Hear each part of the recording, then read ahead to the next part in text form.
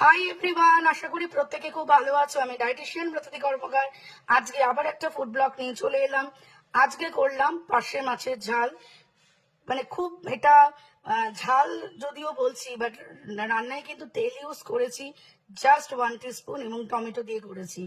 এবং এটা একটু টেস্টি খেতে হয়েছে, কারণ মাঝে মাঝে মনে হয় মাছ রান্নাগুলো একটু অন্যভাবে করলে ভালো লাগে। কারণ একঘেয়েমি দূর করার জন্য মাঝে মাঝে একটু অন্যরকম রান্না আমাদের ট্রাই করা উচিত।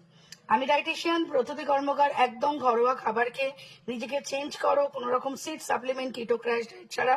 যারা আমার হাত ধরে ওয়েট লস করছো তারা জানো, যারা এখন থেকে আমার হাত ধরছে পেয়ে যাবে পুজো স্পেশাল ফ্রি ডায়েট প্ল্যান, যেটার জন্য আমার সাথে কন্ট্যাক্ট করতে পারো। কোনো রকম অ্যাপেল সাইডার চিয়া সিড কষ্ট ছাড়া একমাত্র ডাল ভাত মাছ চিকেন ডিম খেয়ে যদি নিজেকে সুস্থ স্বাভাবিক করতে চাও, একদম আমি আছি, আমার হাত ধরে ফেলো। সবাইকে টাটা, ভালো থেকো। আবার ফুড ব্লগ নিয়ে চলে আসবো, দেখে বলো তোমাদের কেমন লাগছে।